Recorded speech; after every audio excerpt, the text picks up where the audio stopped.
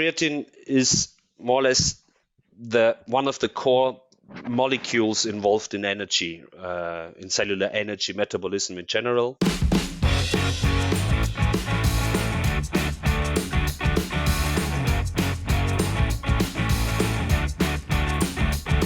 Well, hello everyone. My name is Doug Corver, and I'm one of the hosts of the Poultry Podcast Show.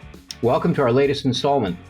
If you find this interview interesting, please let us know by visiting our website at wisenetics.com. You can also learn more about our podcast segments covering poultry, swine, dairy, beef, feed milling, and pet food. And you can feel free to suggest a new guest to us as well. Our guest today is Dr. Peter Loibl from AlzChem Trostberg GmbH in Germany, and he's the research manager for poultry and swine. Welcome to the program, Peter. Thanks for having me. Hello. Can you give us a brief background on yourself? What's your educational background or your career path? Well, I'm an agricultural scientist. I studied agriculture at the Technical University of Munich here in Germany. Got a PhD in animal nutrition and in swine nutrition, actually. And I was then working in Germany or in the German-speaking markets as a technical marketing manager, it was called, in swine, for 3 years. And I moved to AlzChem about 3.5 years ago. And since then, I'm working as research manager, firstly only in swine, and for roughly a year now, it's poultry and swine, developing the application of our core product, Creamino. Okay. Working with nature and not against it. Chickens fed AX3 Digest consume significantly less feed and water to produce 1 pound of meat. Successful flock performance is determined during the first 10 days post-placement. AX3 Digest is a highly digestible novel protein that most improved in barn performance, bird health, and a drier litter. For more information, visit www.protecta.com. So you spent most of your career working with swine. How did you first become interested in animal nutrition, and maybe in swine in particular? Well, it was more related to agriculture, to be honest. After finishing school, I did an internship at the farm of a friend of mine, and then I started studying agriculture. And the longer I studied, the more interest I gained in animal nutrition. And since monogastric nutrition is closer to human nutrition, I always felt more interest in monogastric nutrition, and that's why, or the reason why I came into swine nutrition. Swine predominantly for the reason that at my university, poultry isn't really a big deal. So has it been a big challenge for you to also now work with poultry? Not really, to be honest. I mean, from a science perspective, especially broilers are not that different regarding the whole research topics. Of course, physiologically and so on, it's a completely different animal. But it's still pretty interesting. And the transfer between both species is pretty interesting and manageable. Mm-hmm. So has there been anything surprising about working with poultry that maybe you enjoyed that you didn't expect to, or some things that you've learned? Well, not really surprising, but the nicest thing regarding poultry is simply the very homogeneous growth and so on. So from a science perspective, and also, of course, from the whole industry perspective, it's far easier to find effects in a bird than it is in swine. Mm-hmm. And the advantage of sheer numbers as well. Yeah, of course. Yeah. So at AlzChem, your responsibilities include a focus on creatine. Let's talk about that for a little bit. What's creatine's role in the cell? Well, creatine is more or less one of the core molecules involved in energy, in cellular energy metabolism in general. So it's transporting high energetic phosphates within the cell. So from the mitochondria where ATP, so energetic phosphates are produced, to places in the cell where energy is consumed. And there creatine transfers these phosphates again to ADP to restore ATP to get the processes or to keep the processes running. So it's firstly a transport molecule, and secondly also, of course, some kind of a storage molecule, since creatine is more or less, or creatine in the phosphate carrying form, phosphocreatine, is the first energy recovery system. So when ATP is depleted, firstly, phosphocreatine transfers a phosphate to ADP. And when phosphocreatine is depleted, other substrate-based processes have to start to regenerate energy in the cells. So I've heard creatine referred to as being something of a lost nutrient. What do you think that means? Well, the trend in monogastric nutrition, in poultry nutrition, clearly is to reduce animal products. But since we look into omnivorous animals mostly, they all, from a natural perspective, are used to have animal matter in their diets. And since creatine is only found in the cells of vertebrates, it, of course, is then a natural component in the diets of birds as well. And we did a lot of research analyzing feed components and also, of course, meat and so on. And if you look into the creatine sources, the natural creatine sources, so to say, in a compound feed, the levels are very variable. So if you still use a diet, for example, containing fish meal, there will be some creatine in the diet, but it very much depends, or the content depends very much on the level or the quality of the fish meal. Quality might be the wrong word for that, but the creatine content of the fish meal, as simply as that. And you will never really get, with the low inclusion rate of such products, to a nature-like diet anymore. That's the reason why you can think about creatine as a lost nutrient, simply because it is in the natural diets and it's hardly to be found in a compound feed anymore. So the animal can synthesize its own creatine from arginine and glycine. So why is dietary supplementation beneficial for poultry? Well, you clearly see that in most cases, the endogenous synthesis is enough. So you get the animals to a physiological level in creatine.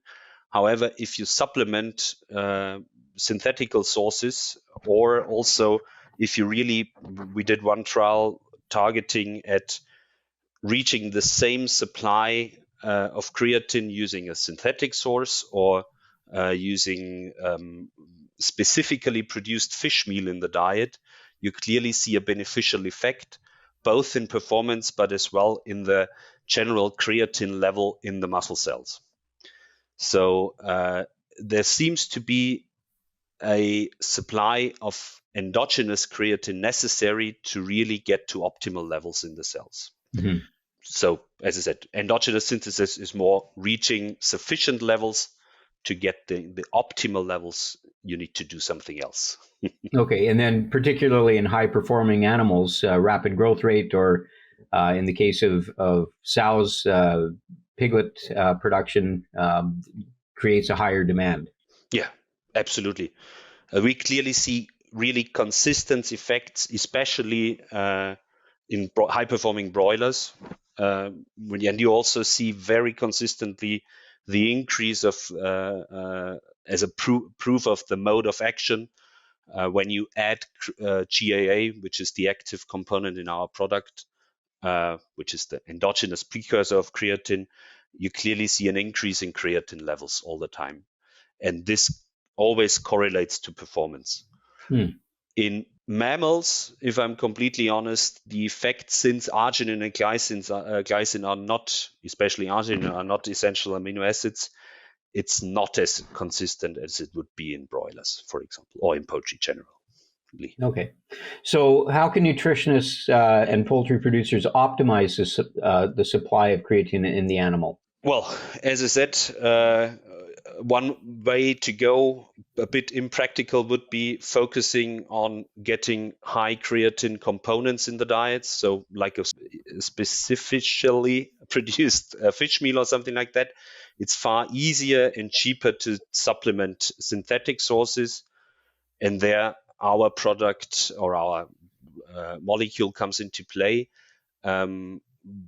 We, as AlzChem, produce creatine itself for human nutrition, but in the way developing an animal nutrition product, it came to our mind, or we found it more practical to use, as I said, GAA, guanidinoacetic acid, the metabolic precursor of creatine, because it's more suitable for animal nutrition. It's heat stable, it's a bit cheaper to produce, and it does the same more or less. Okay. Yeah, that was going to be my next question, is what's the advantage of the guanidinoacetic acid versus creatine itself? So, and of course, in animal production, we're always looking at that bottom line. So, yeah, as I said, it's simply better to be used. It's very heat stable. So we also did trials in dog food, extruded dog food, and you had a recovery of far over 90%. Where you simply see using synthetic creatine does not get to this level. It's cheaper, and the only thing necessary is that you have a methylation step in the liver to get GAA into creatine. Okay, so it's tied into supply of methyl donors, methionine or betaine or choline. Yep. Although yes, it is. Although in the standard doses, we never could find an additional need or to increase the inclusion rate for choline or betaine or whatever. Okay. So the necessity seems, or there seems to be enough methyl donors already in the diet in a standard compound feed. So quantitatively, it doesn't increase the requirement for methyl donors. Exactly. Interesting. And also, we have a pretty new study combining it with betaine, where there also was no synergistic effect. So where even adjusting or increasing methyl donors in the diet did not improve the mode of action. Mm-hmm. I'd like to remind our audience that if you find this or any of our previous topics worthwhile and informative, please subscribe to the Poultry Podcast Show channel. And you can do that by clicking on the bell icon in YouTube to receive our notifications. Please also share the video today if you learned something new. So let's talk a little bit about the process of the conversion of guanidinoacetic acid to creatine. You mentioned it's a methylation step. Are there any other biochemical steps involved? Not to my knowledge. The whole process, the endogenous synthesis of creatine, is regulated by creatine levels in blood. If there is enough creatine in blood, it would reduce the start point, so meaning the GAA synthesis from arginine and glycine. And this is why with feeding GAA directly, we can more or less circumvent or increase the creatine supply without, or in the other way around, reducing the endogenous synthesis. So this then leads to leading to less requirement for arginine and glycine for the endogenous synthesis, first thing, and second thing, for an increase in the whole general creatine level in the cells. Explained a bit complicated, but all right. So let's talk about some of the results in feeding the guanidinoacetic acid, creamino, to broilers. So it's involved in energy metabolism. Do you see impacts on efficiency of growth or performance, or what are some of the other effects that you see? Well, during the course of product development, and it's in the meantime, an established additive in broiler nutrition for at least 10 years. We developed more or less 3 applications. The first one, of course, is on top application, and there you clearly see consistent improvements in FCR. Mm-hmm. So clearly an increase in efficiency. And then the other 2 applications are more than linked. One, making use of this additional energy contribution in the cell. So you can simply use or implement GAA with an energy matrix value, or the other way around, going for especially an arginine sparing effect, simply making use of the less needed arginine for the endogenous synthesis for creatine. Okay. This is pretty established. We have a lot of customers using the different applications. You could also combine to a certain extent the energy sparing potential, or then with the arginine sparing potential, or simply go, okay, get GAA cost neutral in the diet and have an additional effect on FCR, for example. So, Peter, when we add Creamino to the diet, you said there's a nutrient sparing effect and an energy sparing effect. So what's the level of inclusion in a typical diet, and how does that help to reduce the cost of supplementation of other nutrients? Yeah, the standard dose in broilers is 600 grams per ton, so 0.06%. And this usually contributes around 50 to 100 kcal. This a bit depends on how your diet looks like. And as long as you can spare oil, in our experience, we are always cost efficient. The same with the arginine sparing potential. We had a pretty recent study proving that the calculation based on molecular weight, so 159, arginine is 1.49 times heavier than GAA. So the arginine sparing would be 159%, 149%, and that's always usually cost efficient too, of course, depending on the arginine price. Mm-hmm.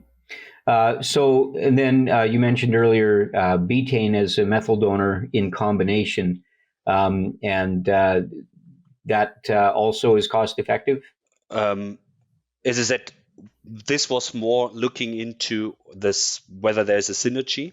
There clearly is or you need one methyl group to get GAA into creatine.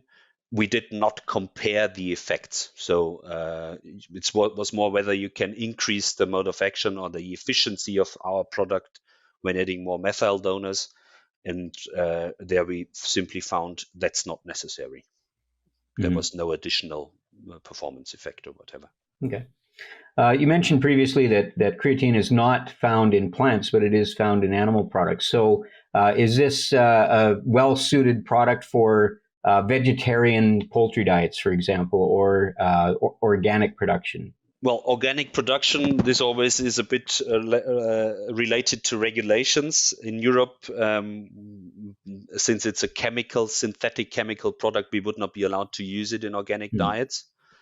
Of course, it makes sense to look into the creatine levels of this all-veg diets, and the effect is there.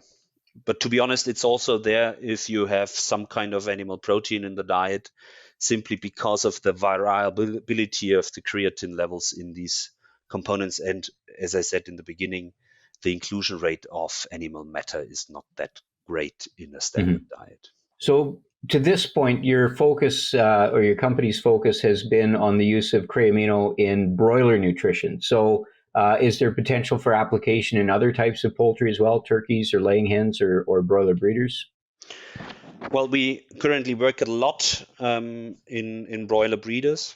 There seems to be very nice effects on both the breeder performance as well as an improved creatine supply to the embryo.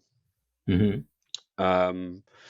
was a pretty recent study looking into energy-related metabolites in broiler embryos, and they looked into glycogen and creatine levels, and they saw that creatine seems to be a very important and also becoming more important towards hatch in the embryo. And we are currently working to look deeper into that. I know there is a study going on without any results yet, but it's pretty interesting. On the other hand, as I said, regarding the breeders itself, it also seems from customer experience that there is improvement in both laying percentage as well as hatchability. There, to my knowledge, however, is no peer-reviewed data available yet. We are working, especially in the US, in Turkey in turkeys to a certain extent, where the effects are pretty similar. So good effects on FCR, similar to what we see in broilers. And also, one thing I for now forgot to mention, since creatine is found in the muscle, we also see good effects on meat quality usually. Okay, I was going to ask about that. Yeah, this is both, especially in broilers. It seems that way, that you have nice effects, but it's also to a certain extent visible in turkey too. Okay, have you looked into the mechanism of that at all? Well, there are some logical links. Simply, of course, if you look into protein deposition and so on, this is all energy consuming processes, which of course then should be supported by a more efficient energy metabolism in the cell. One thing, for example, that comes more from my original animal is the effect of water holding capacity. Is also can be linked to creatine in the cells, simply because creatine is hydrophilic, so it keeps the water in the cells. Okay. So what aspects of meat quality? Is it a reduction in myopathies or eating characteristics? What sort of things are you looking at? Well, the most recent study we have focused on myopathies. And there we found that when increasing the dose of Creamino, wooden breast incidence was reduced. So they saw a clear effect on performance already with 600 grams per ton. When using 1200 grams per ton, there was also a reduction in several different myopathy scores, especially wooden breast, and I think the other one was spaghetti meat. Are there any other opportunities to use the product or any beneficial situations? I think previously in our discussions, you had talked about heat stress. That's also a bit of a current research focus we have. There have been nice results published, I think, 3 years ago, where they looked into the combination of heat-stressed birds, and they found not a significant numerical reduction in mortality, but still in these heat-stressed birds, GAA reduced or improved performance generally. So they saw, of course, a negative performance effect in the heat-stressed bird, and GAA recovered that. And in this study, they also found a lot of links also to stress, other stress factors, where I would need to check right now what they all measured. Okay, yeah, that's interesting. Birds are constantly threatened by the exposure of mycotoxins in their feed. Fumonisins are a highly prevalent mycotoxin that can impact health and performance. DSM Firmenich offers a range of analytical services to assess mycotoxin contamination and solutions to combat mycotoxins. One of those solutions is FumeZyme, the only FDA-approved enzyme to combat fumonisins. Visit dsm.com/FumeZyme to learn more. So we've been talking a lot about Creamino. Are there other products your company is working on, or other target areas of focus right now? Well, currently we are a one product company. AlzChem is very much linked to this whole creatine nutrition. As I said, we also produce creatine monohydrate for human nutrition. There clearly is the goal to go for additional products, as far as I know, although there is no concrete timeline behind that. We currently are looking to extend the application of Creamino, partly in poultry, as we already discussed. So we are looking into broiler breeders, into turkeys, whatever comes to mind, ducks, for example. Of course, this is then always a bit more regional. Then, of course, my second focus area, swine, is something we are investing a lot, and also aquaculture, for example. Okay. But this is all future topics, as I said. This is not right. Yeah, and is there a view to get into the pet food market as well? Very interesting market. Also, no timeline behind that. That's more due to manpower. Okay. But the opportunities are there. Yeah, of course. Okay. And it's, as you said, well, it's always logic to convince or to transport, especially then in pet food, the stories from human nutrition into dogs or cats or whatever. So let's take a step back and talk about some bigger picture things.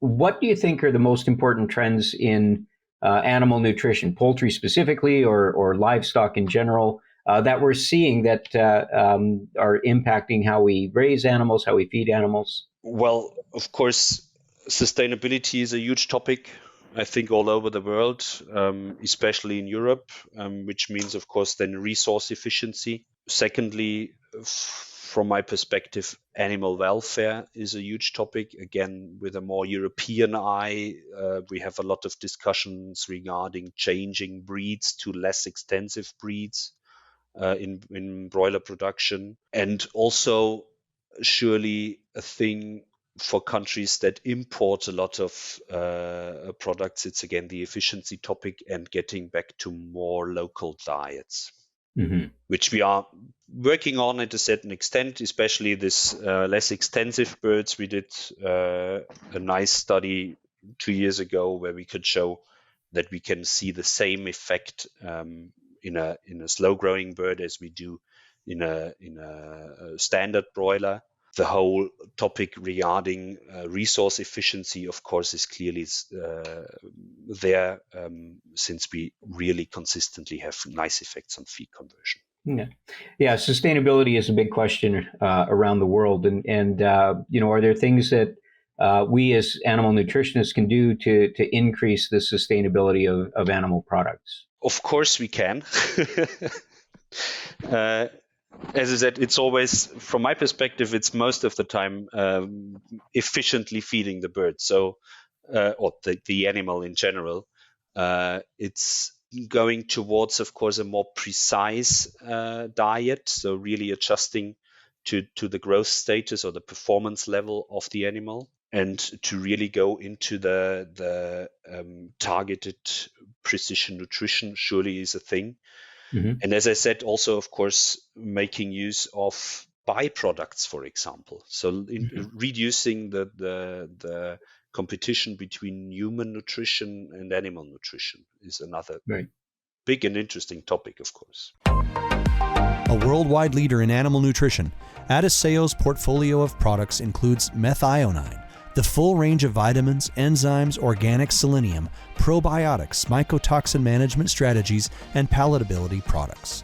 With such a diverse offering, AlzChem supports its customers with a broad range of expertise, tools, and services to help them maintain a competitive advantage. AlzChem, fueling predictable profits. To learn more, visit AlzChem at www.alzchem.com. So thank you very much, Dr. Loibl, for joining us today on the Poultry Podcast Show. Thank you to our audience for joining us. If you enjoyed this podcast, please give us a thumbs up on the platform you're using to view us. I'm Doug Korver, and I'll see you next time on the Poultry Podcast Show. Thank you, Peter. Thank you very much.